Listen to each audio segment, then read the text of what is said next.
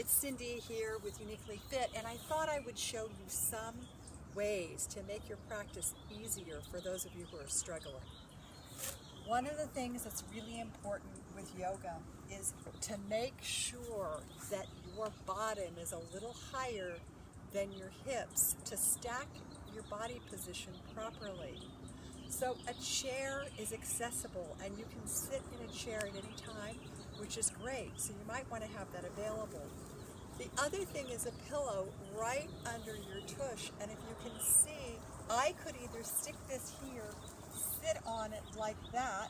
If I have knee issues, they actually do have meditation benches to make that easier. If I want to sit in a yoga position, this already helps elevate the back of my hips so that I keep a ergonomic position in my body that won't load things that don't need loading. So say I'm sitting, and sometimes this is true, one leg is higher, I may just prop a block or another pillow, whatever I need, underneath. So for all intents and purposes, I'm going to use both blocks. So this is a position that allows me to anchor in to something to connect with. When the body receives a barrier, it's able to trust that you're not going to overwork it, because sometimes stretching more isn't really the answer. Some of us are hypermobile, and when you're hypermobile, you can actually tear muscles, injure tendons, and ligaments. That's not our intention. So once you're here for a little bit, what I notice every time I do that, and my students and clients, is we test it and we see. Maybe I just need a corner of a block. So that's my first tip of the day, and eventually, all of a sudden, I'm leaning without one.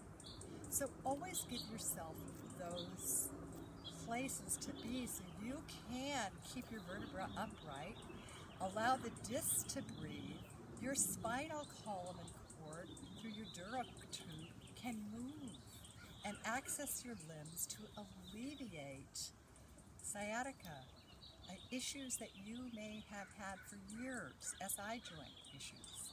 So that is our first sitting position.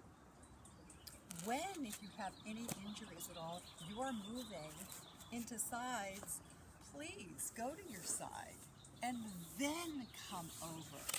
Tabletop cat-cow is a typical position.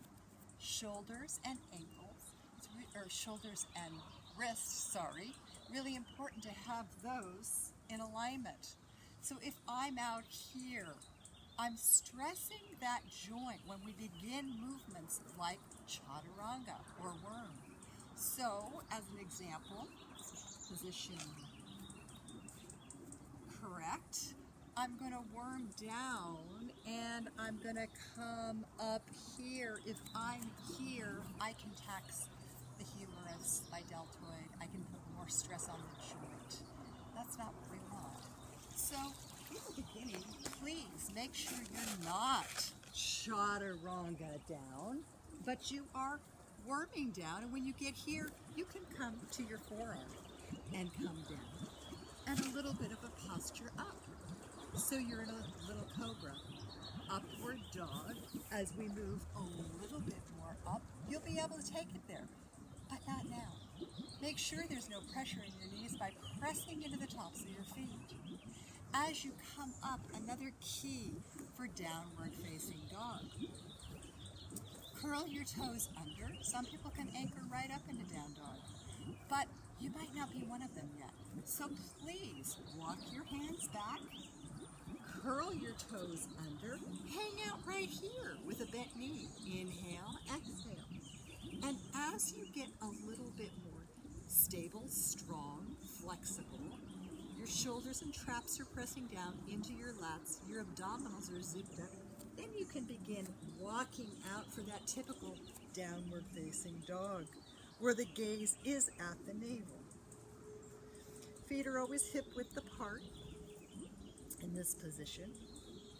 And another place that people have a challenging time is when they're going to come up for a lunge. So typical lunge is step through, drop down. For a long time, what I did in yoga was I stepped and I held my foot. And then I came down. Another way to do this is just to come down, come up, and bring your foot back. And now here I am in a position where I can open up that groin. Hands could come here. So that's a basic posture in yoga as well. When you're coming up from this pose, people make it look very easy. Come right on up. So perhaps that's not easy for you.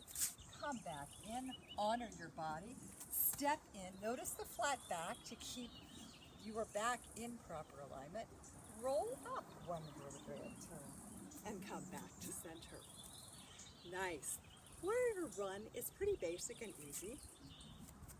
Your heel is directly on the inside edge of where your arch of your foot is, and you reach out and you're here. What isn't easy is the balance. So if I'm in that position, I want my knee aligned over my middle toe. That can be tough. So I might start wobbling or falling.